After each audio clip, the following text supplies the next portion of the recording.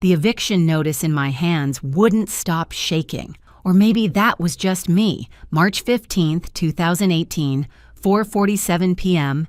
Tomorrow at noon, marshals would chain the doors of Rosemary's Corner forever. 50 years old, and I was about to lose the only thing my grandmother left me that mattered. I was wrapping her last recipe card in newspaper when I heard the Mercedes pull up outside. You don't see many $80,000 cars on Maple Street. You definitely don't see people in Armani suits walking into a failing cafe that's serving its last cup of coffee. The woman's heels clicked against my worn linoleum like a countdown timer. The man behind her carried a leather briefcase that probably cost more than I made in a month. The woman looked at her Rolex, then directly at me with eyes that seemed to know every secret I'd ever kept. She said something that made my knees buckle. She said they represented someone I'd saved 21 years ago. Then she added, "Mrs. Noyes, the FBI is positioned to arrest your sister Patricia for murder and Harrison Blackwood for racketeering.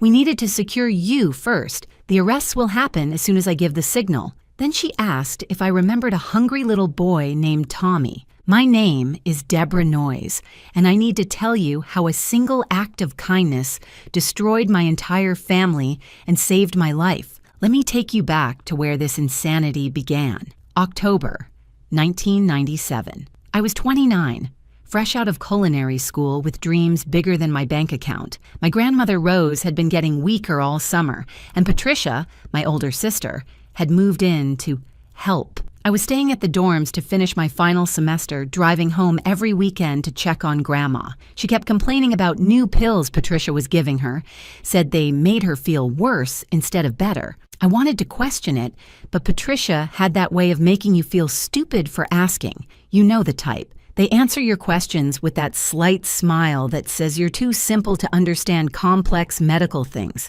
Grandma died on October 15th. Heart failure, the doctor said.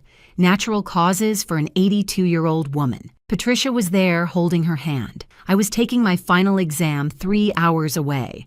By the time I got home, Patricia had already called the funeral home, the lawyer, and somehow convinced our grieving relatives that Grandma had changed her will the week before. Patricia got the house, $400,000 of prime real estate. I got the cafe, just the business, mind you, not the building. A bunch of old equipment, recipes, and a lease that seemed worthless. The lawyer read the will like he was announcing lottery winners. Patricia tried to look sad, but I caught her checking her reflection in the window, already calculating renovations. The only strange moment was when Harrison Blackwood showed up at the funeral. He was this 40-year-old property developer who'd been circling our neighborhood like a vulture for years. He made a beeline for me after the service, offered $15,000 cash for my lease rights, said he was doing me a favor, taking this burden off my hands. Something about the way he mentioned geological surveys made my skin crawl. I told him the cafe wasn't for sale. He smiled like I just told him a joke, only he understood. December 20th, 1997. The night everything changed. Buffalo was having the worst winter in a decade, and I was closing up alone, counting the days' pathetic take, $47. My heat had been cut to half to save money, and I was wearing 3 sweaters that all belonged to Grandma. That's when I heard something by the dumpster out back. At first, I thought it was a raccoon, but raccoons don't cry. The boy couldn't have been more than 8. He was wearing a summer jacket in December, shoes held together with duct tape, and jeans so thin I could see his knees through them. He was wedged between the dumpster and the wall, trying to stay out of the wind. When he saw me, he tried to run, but hunger makes you slow. He collapsed after 3 steps. I carried him inside.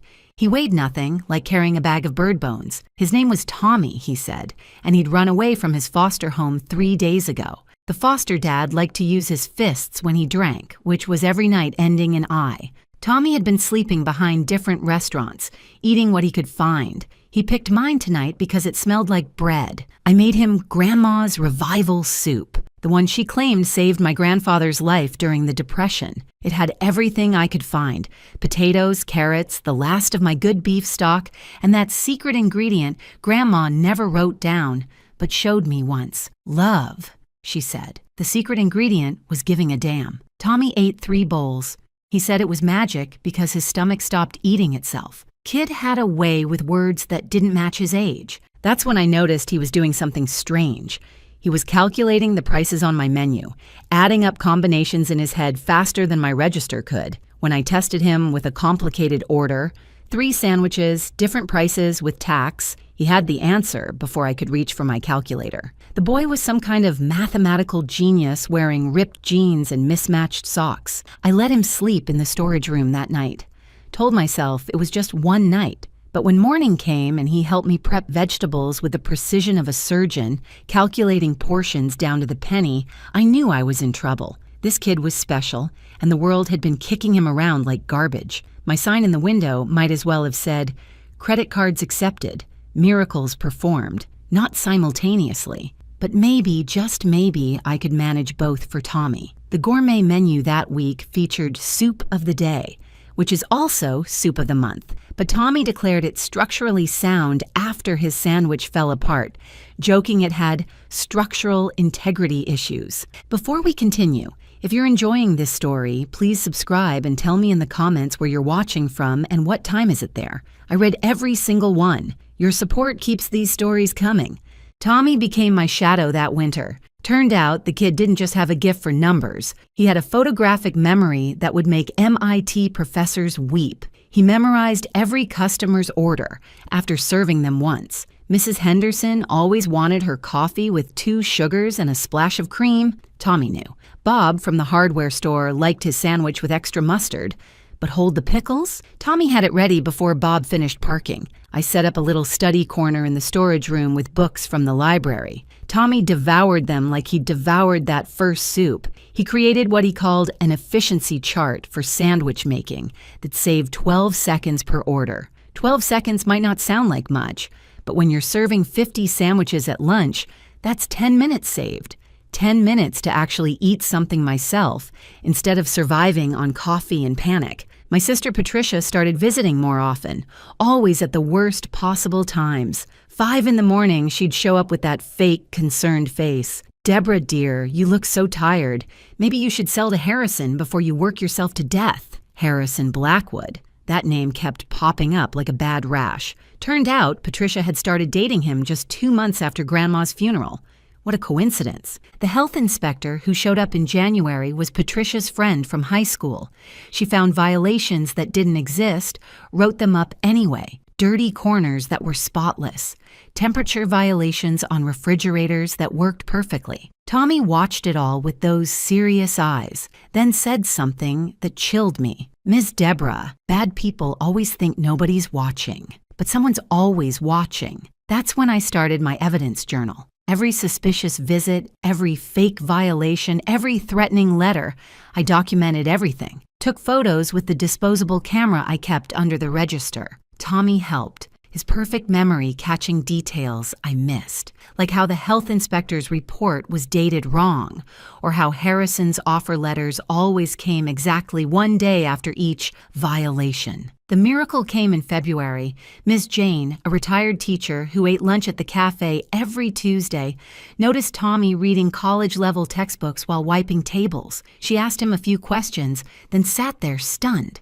She made some calls. Within a week, Tommy was taking official IQ tests. 187. The social worker who came to investigate his living situation said he needed proper schooling, a stable home. Ms. Jane volunteered to be his foster mother. I should have been happy. This was best for Tommy. Ms. Jane had a real house with heat that worked and food that didn't depend on the day's sales. She lived in Boston, near good schools that could actually challenge his mind. But watching Tommy pack his 3 belongings into a grocery bag broke something in me. That's when Tommy did the most Tommy thing ever. He pulled out a napkin and started calculating.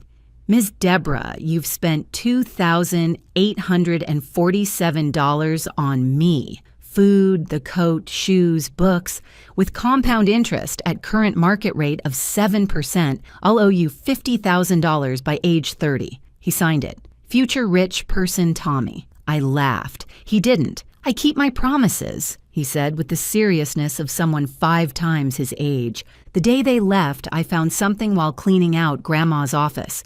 her diary from the last year hidden behind old tax returns. The entries from summer were normal: recipes, gossip, complaints about her soap operas. But September was different. Patricia brings new pills, white instead of pink. Feel worse each day. Tried to tell Deborah, but Patricia says I'm confused. Not confused, scared. My hands shook reading it. The white pills, the pink pills. Grandma's heart medication was pink. What were the white ones? I had no proof, no way to investigate without sounding like a crazy person accusing my sister of murder. So I kept the diary, added it to my evidence journal, and waited. Patricia married Harrison in 2000. The wedding invitation somehow got lost in the mail, though Patricia hand-delivered eviction attempt number 1 as a wedding gift. Her new husband had bought the building from Mr. Peterson, or so Harrison claimed. The eviction failed because my grandmother, God bless her paranoid soul, had secured a 50-year lease back in 1975. Fixed rent, ironclad terms. Couldn't be broken until 2025. The look on Harrison's face when his lawyer explained this was better than Christmas. He turned the color of overcooked beets. Patricia's Botox prevented her from frowning properly, so she just stood there looking permanently surprised by her own evil plan failing. Meanwhile, Ethel, my 82-year-old regular, took one look at Harrison and declared he looked like someone was permanently farting near him. She wasn't wrong. The year 2000 should have been a fresh start, but Harrison and Patricia had other plans. Every month brought new harassment, mystery grease trap failures that cost hundreds to fix, rodent sightings that no one else ever saw, permit delays for repairs that should have taken days but stretched into months. My regular customers started noticing. Ethel, now 85 and sharp as a fresh blade, organized what she called reconnaissance missions on Harrison. She'd sit at the country club with her hearing aid, accidentally turned up, gathering intelligence. The regulars formed their own little resistance. They'd warn me when inspectors were coming, take photos of Harrison's people snooping around, even started a petition when the city tried to revoke my food service license over imaginary violations. Meanwhile, Ms. Jane sent updates about Tommy from Boston. The boy was thriving. Entered high school at 10, was taking college courses by 12. MIT had already noticed him, offering early admission whenever he was ready. But what touched me most were the personal notes. Tommy talks about you every day, Ms. Jane wrote. He's calculated how many days until he can repay your kindness. I've never seen a child so determined to keep a promise. Patricia's visits became psychological warfare. She'd mention how tired I looked, how the cafe was dragging me down, how Harrison could make all my problems disappear with one check. She'd gotten another facelift that made her look permanently startled by basic math. I put up a sign, Harrison Free Zone, happiness guaranteed. Customers loved it. Patricia threatened to sue for defamation. My lawyer, yes, I had to get a lawyer, laughed and said truth was an absolute defense. The year 2005 brought disaster. Mr. Peterson, my original landlord, was forced to sell the building. Harrison had orchestrated some kind of financial crisis for the old man. Missed payments on loans that Peterson swore he'd paid, mysterious liens appearing on his properties. The building went to something called Metro Property Management. I didn't find out until years later that Metro Property was just Harrison hiding behind legal paperwork, but my lease held. Grandma, in her infinite wisdom, had included something called subsurface rights in the lease agreement. Anything under the property belonged to the leaseholder during the lease term. I didn't understand what that meant then. Harrison did, though. God, how he understood. The 2008 recession almost killed me. Not Harrison, the actual economy did his work for him. Sales dropped 60%. I was down to serving recession specials. Soup so thin, one customer joked it was homeopathic. The joke became my actual marketing. Homeopathic soup, the memory of vegetables. Gallows humor was all I had left. My customer loyalty program became Survive 10 Financial Crises, Get Free Coffee. Then, in 2010, a miracle. Money orders started arriving. $487 every month, no name, no return address. Just enough to cover the most urgent repairs. Just enough to keep the lights on. The note always said the same thing. from someone who remembers. I cried the first time, actually collapsed in my kitchen and sobbed into my flour-covered apron. Someone cared. Someone remembered. In a world where my own sister was trying to destroy me, a stranger was keeping me alive. The money came like clockwork. Never missed a month. When the water heater exploded, next month's money order was exactly enough for a new one. When the refrigerator died, the money covered a used replacement perfectly. It was like someone was watching, calculating exactly what I needed to survive. Patricia ramped up her attacks between 2010 and 2015, spread rumors I was mentally declining, had her country club friends request welfare checks, hoping authorities would find something to declare me incompetent. 37 fake health violations over 5 years, 12 permit delays that turned 2-day repairs into month-long nightmares. She even triggered an IRS audit through Harrison's connection at the tax office, but I documented everything. My evidence journal had become evidence journals, plural. Tommy's gift of obsessive detail had rubbed off on me. Every conversation recorded. Legally, New York is a one-party consent state. Every document photographed. Every witness name logged. I started joking with customers that I needed a violation bingo card. Inspector finds invisible mice. Check. Patricia visits before dawn. Check. Harrison offers insulting buyout. Check. Mystery agency appears with fake complaint. Check. Threatening letter with spelling errors. Bingo. Tommy had given me one parting gift idea before leaving, his business plan written in crayon, which made me laugh even as my heart broke. By 2015, I thought I'd survived the worst. I was 47, had been fighting this war for 18 years and somehow still standing. The cafe barely broke even, but it was mine. The anonymous money orders kept coming, keeping me one step ahead of disaster. My customers had become family, checking on me daily, bringing their friends to boost sales. We'd created our own little ecosystem of survival. If you're still with me, thank you for listening to this journey. Stories like these remind us that justice does exist, even when it takes decades to arrive. What I didn't know was that Tommy, now 26, had built an empire. He'd created something called Memory Vault at 19, an app that helped people with memory problems, sold it for $2 million, used that money to found Ethical Tech, an AI company that specialized in pattern recognition for financial crimes. By 2015, his company was worth $10 million, and he'd hired a retired FBI agent named Frank Morrison as a private investigator. Frank had been digging into Harrison for months. What he found was staggering. Harrison wasn't just harassing me, he was running a multi-state property fraud ring. 23 elderly victims across 3 states. Same pattern everywhere. Harassment, fake violations, forced sales at insulting prices, then development projects that made millions. The man was a professional predator in a suit that cost more than most people's cars. But the big discovery came from university archives. Frank found a 1960 geological survey conducted by Harrison's father.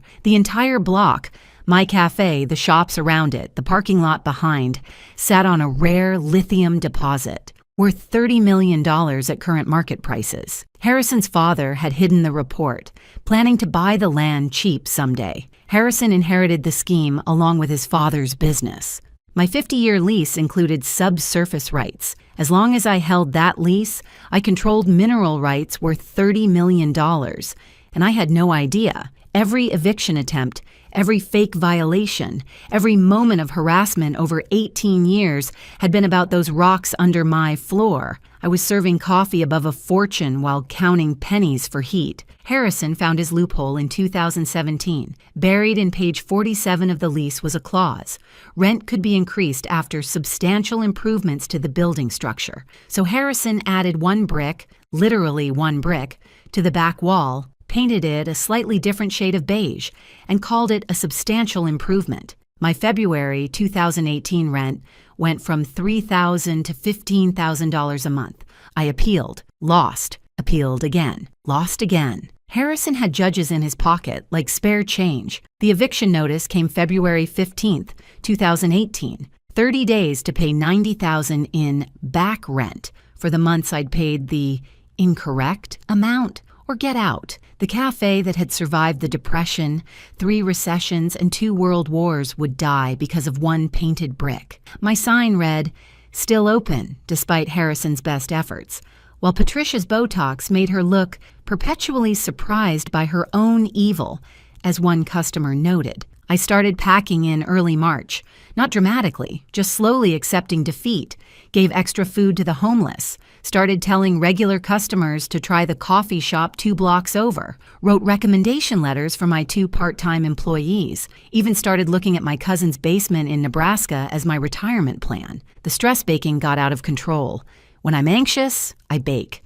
When I'm terrified, I bake more. By March 10th, I'd made 400 muffins. Gave them all to the food bank because I couldn't stand seeing them go stale like my dreams. The recipients sent thank you cards that made me cry harder than the eviction notice.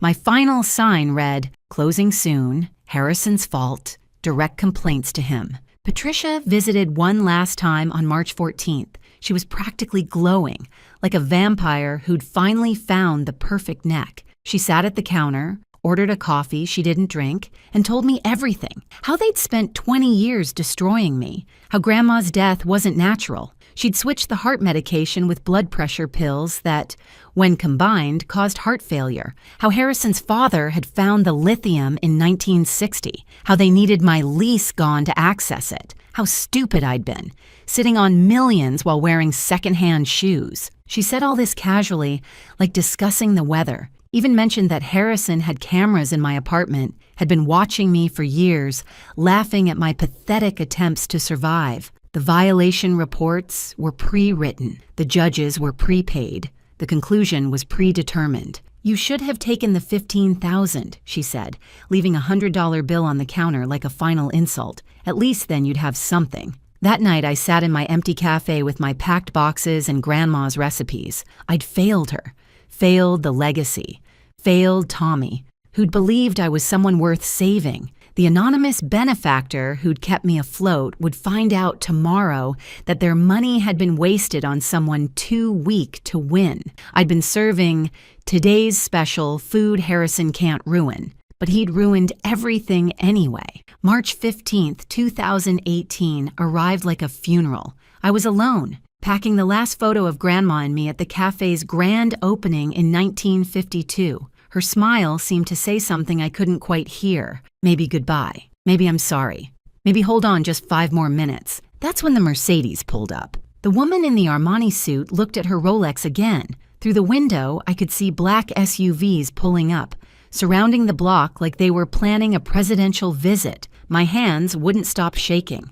The man with her hadn't spoken yet, just stood there, studying me with eyes that seemed familiar but impossible to place. "Mrs. Noyes," the woman continued. "My name is Sarah Winters. I'm an attorney specializing in RICO cases. That's organized crime in layman's terms. The man beside me has spent 18 months documenting the most elaborate property fraud scheme the FBI has seen in a decade. Before we proceed, he wanted to ask you something." The man stepped forward, and when he smiled, 21 years melted away. Same crooked grin that used to appear when he'd calculated a perfect solution. Same eyes that saw patterns in chaos. "Miss Deborah," he said, voice deep but gentle, "do you still have that napkin where I promised to pay you back?" My knees gave out. I grabbed the counter for support. "Tommy, Dr. Thomas Richardson now," he said, catching my arm to steady me. MIT graduate, founder of Ethical Tech, recent seller of said company to Google for $50 million, and lifelong keeper of promises. Also the person who's been sending you $487 every month since 2010. The room spun. I couldn't process it. The skinny 8-year-old who'd calculated sandwich prices faster than my register was standing here in a suit that probably cost more than my car, telling me he was worth $50 million. "Tommy, but you're tall, and you have hair, everywhere appropriate." He laughed. $487. I calculated your average monthly shortfall from the financial records I hacked. Yes, I hacked your bank. I was 13 and worried. But we need to move fast. Sarah Winters interrupted. "We have Patricia's full confession to murder, Harrison's admission to the entire fraud scheme. The arrests happen as soon as I give the signal." Tommy pulled out an iPad, swiped to a video. Patricia made a mistake. She got drunk at the Granite Falls Country Club last month, started bragging to someone she thought was a new member. The woman was an undercover federal agent. Watch. On the screen, Patricia's wine-flushed face was animated.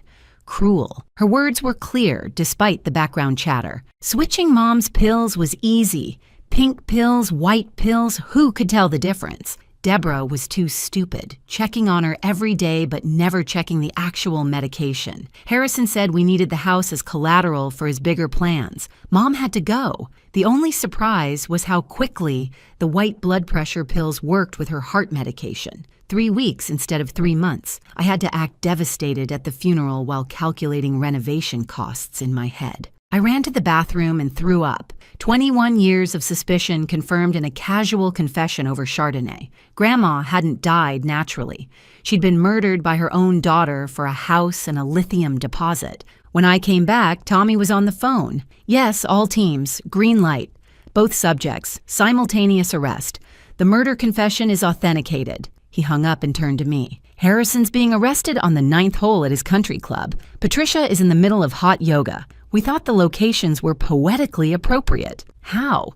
was all I could manage. Tommy sat me down, pulled up a chair. "After Ms. Jane took me in, I never forgot you. MIT accepted me at 14. I was coding by 15, selling apps by 19. That Memory Vault app I created, it was inspired by you, actually. You remembered every customer's preference, every small kindness, every detail that mattered. I wanted to give that ability to everyone." Sarah Winters added, "What Dr. Richardson discovered through his private investigator would have been enough for civil suits, but then we found the pattern. 23 elderly victims across 3 states, all forced to sell properties that mysteriously contained valuable resources or development potential. That triggered RICO statutes. This became a federal case. Harrison made mistakes," Tommy continued. "He got arrogant, started using the same shell companies repeatedly. Metro Property Management, Blackwood Holdings, Center City Leasing, all the same tax ID number if you dug deep enough. My AI company specialized in pattern recognition for financial crimes. Harrison's scheme lit up our algorithms like a Christmas tree. My phone started buzzing.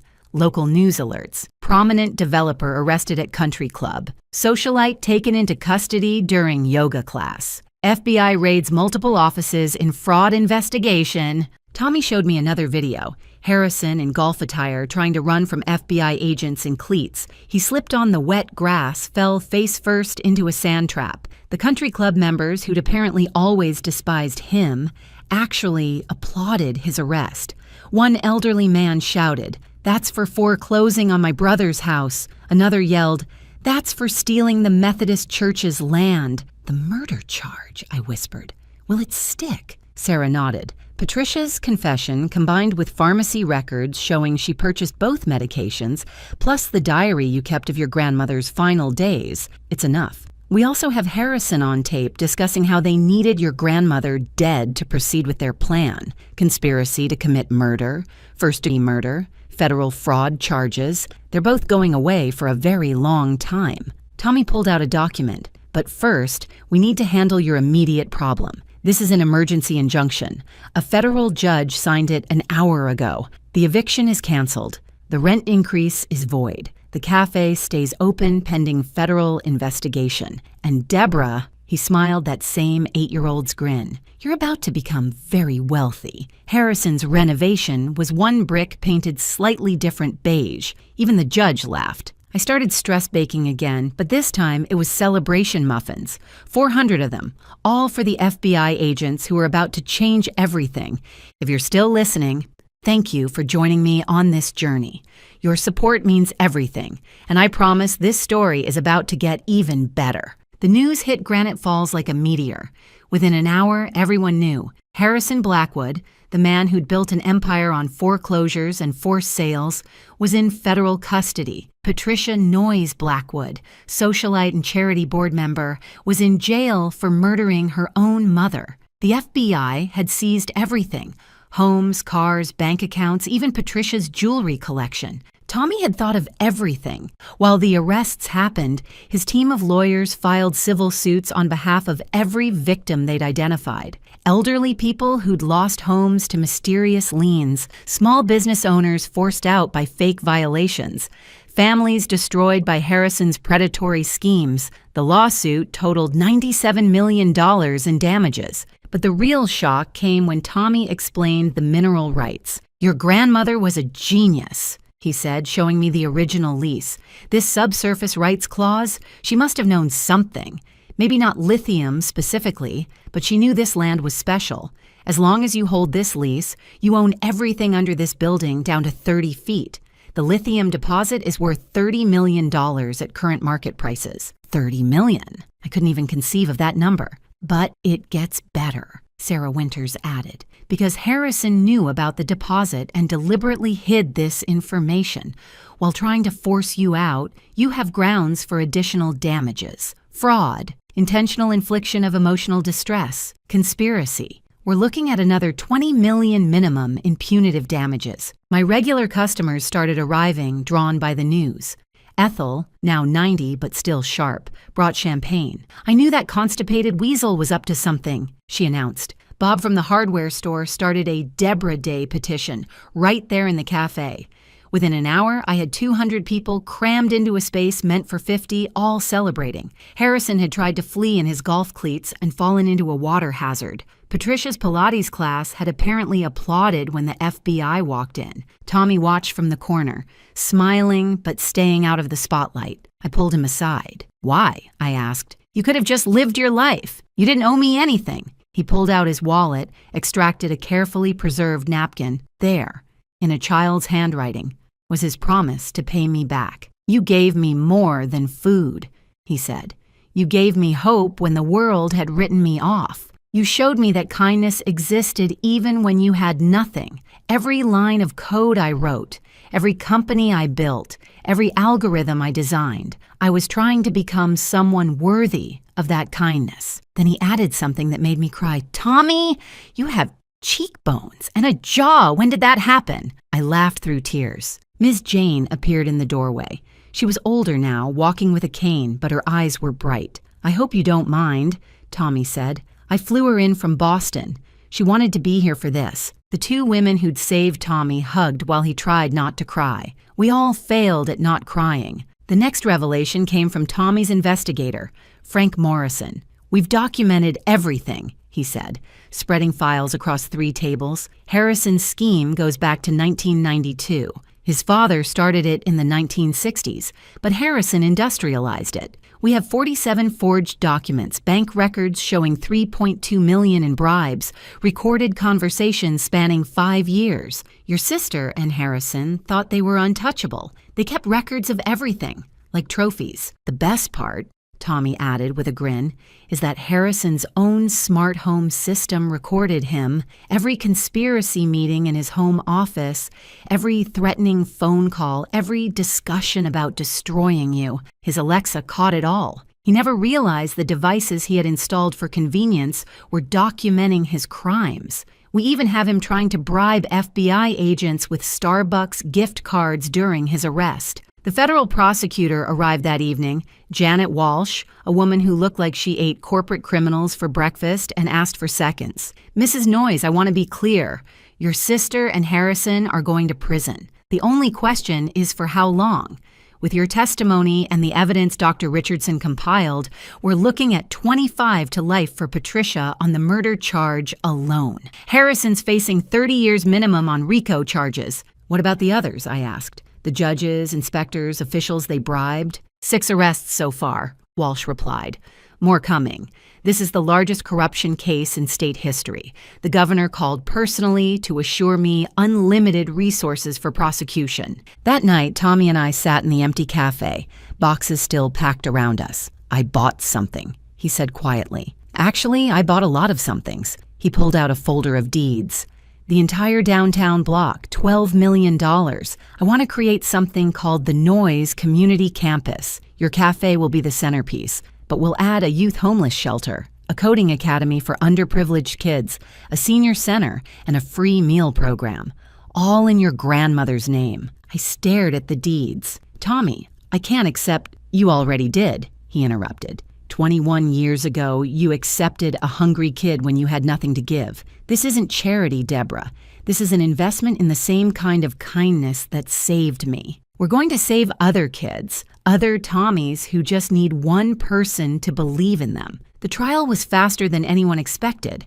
When the judge saw the evidence Tommy's team had compiled, boxes and boxes of documented crimes, he fast-tracked everything. The media called it the Granite Falls Greed Trial, and court TV broadcast every minute. Harrison's lawyers abandoned him on day 3. When the prosecution played recordings of Harrison describing how he destroyed that pathetic waitress year by year, like a cat playing with a mouse, even his legal team couldn't stomach defending him. He tried to represent himself, which went about as well as his attempt to run in golf cleats. Patricia's trial was worse. The prosecution played her country club confession 5 times. They showed pharmacy records, bank statements, and Grandma's diary. The medical examiner testified that the combination of switched medications would have caused exactly the kind of heart failure Grandma suffered. When Patricia took the stand, she tried to cry, but her latest Botox treatment prevented any actual expression. The jury saw right through her. One juror later told me Patricia looked perpetually surprised by math during financial testimony. The sentences came down like hammer blows. Harrison, 30 years federal prison, no possibility of parole for 15. Patricia, life in prison. Possibility of parole after 25 years. Judge Ronald Myers, 10 years for accepting bribes. Health Inspector Carla Hendricks, 5 years for fraud. 4 other officials, 5 to 10 years each. The restitution was staggering. $97 million to be divided among victims. The government seized every asset Harrison and Patricia owned. The house Patricia inherited through murder, Harrison's 7 cars, their yacht, even Patricia's engagement ring, all auctioned for victim compensation. But the sweetest justice was more personal. Patricia got assigned to kitchen duty in federal prison. The woman who'd never cooked a meal in her life was now scrubbing pots for 200 inmates daily. Harrison's cellmate was a tax attorney, serving time for embezzlement, who talked constantly about regulatory frameworks and liked to sing Broadway shows off-key. When Harrison tried to run his schemes from prison, attempting to defraud 3 other inmates out of their commissary funds, they ensured he spent significant time in the medical ward. The mineral rights situation resolved beautifully. A clean energy company offered $30 million for the lithium deposit. I kept $3 million, enough to renovate the cafe and live comfortably. The rest went to establish the Second Chances Foundation, providing legal aid to elderly victims of property fraud. Tommy's Noise Community Campus became reality with stunning speed. Construction crews worked around the clock. The homeless shelter opened first, then the coding academy. The senior center was Ms. Jane's domain. She moved to Granite Falls permanently to run it. The free meal program served 500 people daily within the first month. Ms. Jane ran the senior center with incredible energy until she passed away peacefully in 2019, surrounded by dozens of foster children she'd helped over the years. The cafe reopened on July 4th, 2018. Independence Day felt appropriate. I kept the original menu but added one item, Tommy's sandwich, the exact meal I'd made him 21 years ago. Price: free for any child who's hungry. Adults paid $20, with proceeds funding the meal program. The town council officially declared July 4th as Deborah Day. I tried to stop them, but Ethel threatened to run for mayor if I refused. The celebration drew thousands of people. Every business Harrison had destroyed, every family he'd cheated, every elder he'd swindled, they all came. Not for revenge, but for hope. The town even proposed a statue, me holding a soup ladle like Lady Liberty. Tommy gave a speech that day. He stood where Harrison used to hold court at the country club and spoke about kindness. Deborah Noyes saved me with a bowl of soup and the radical belief that a throwaway kid might be worth something. She didn't know I'd become successful. She didn't know about the lithium. She didn't know anything except that I was hungry and she could help. That's true kindness, helping when there's nothing in it for you. The FBI used our case as a model for fighting elder fraud nationwide. Tommy's AI company, now part of Google, created free software that detected property fraud patterns. Within a year, they'd exposed 200 similar schemes across the country, recovering $500 million in stolen assets. Patricia tried to appeal, of course.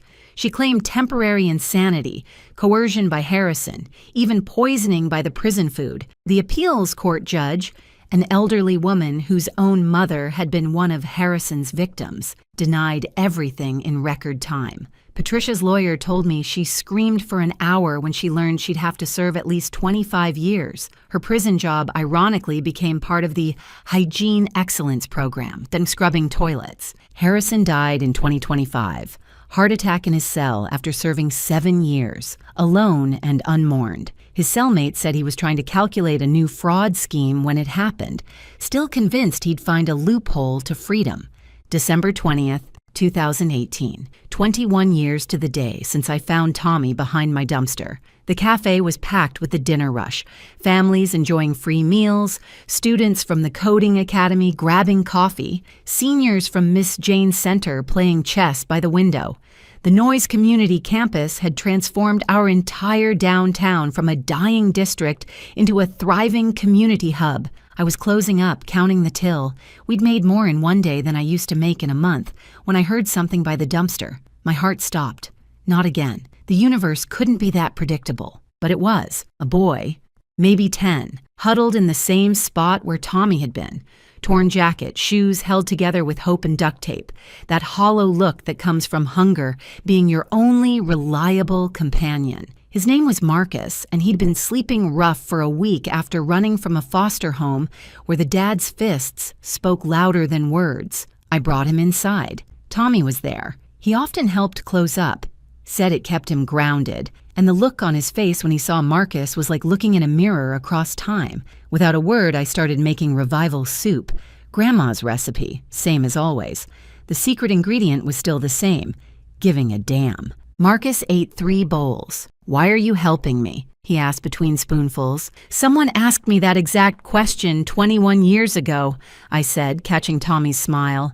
"The answer hasn't changed, because I can." Tommy sat beside Marcus, businessman worth millions sitting next to a homeless child, equal in this moment. "You know what I learned?"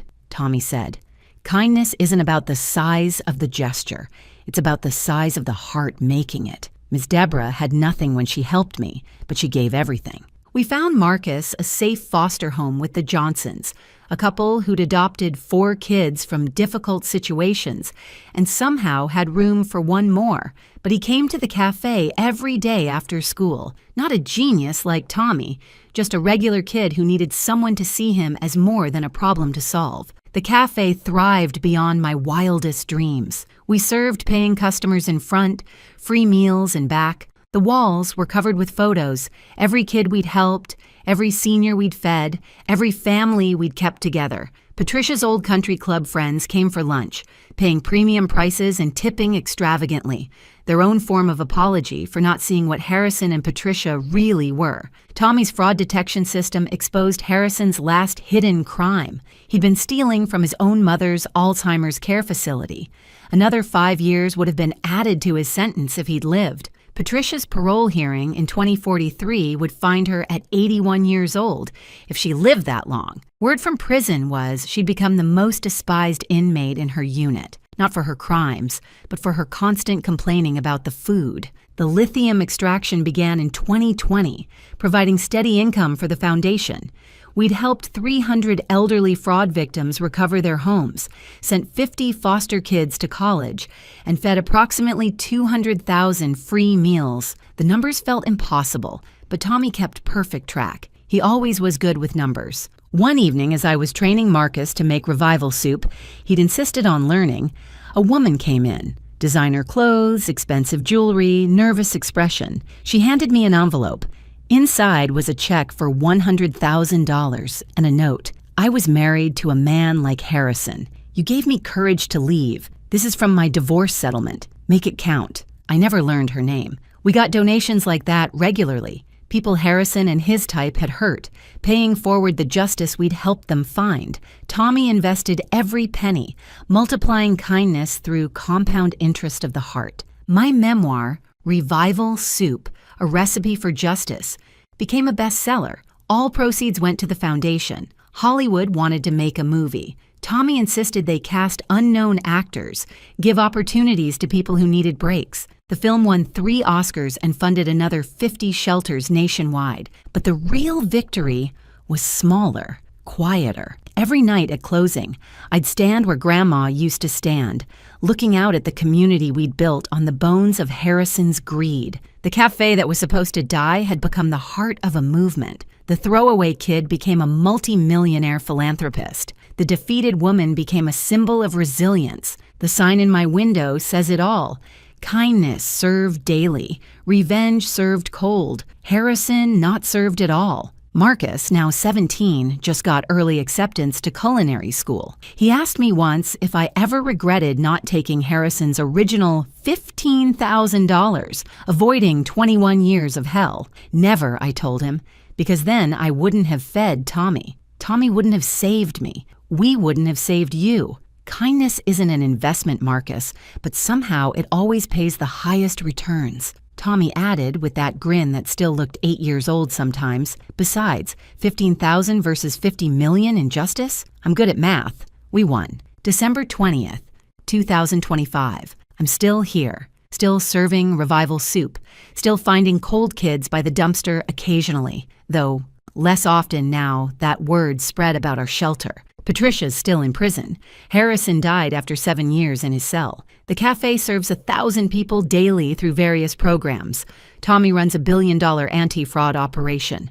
Marcus just started his culinary journey. And Grandma's recipe? I finally wrote it down. The secret ingredient was never a mystery. It was just love, measured in the only unit that matters. Enough. Kindness compounds better than any investment on Wall Street.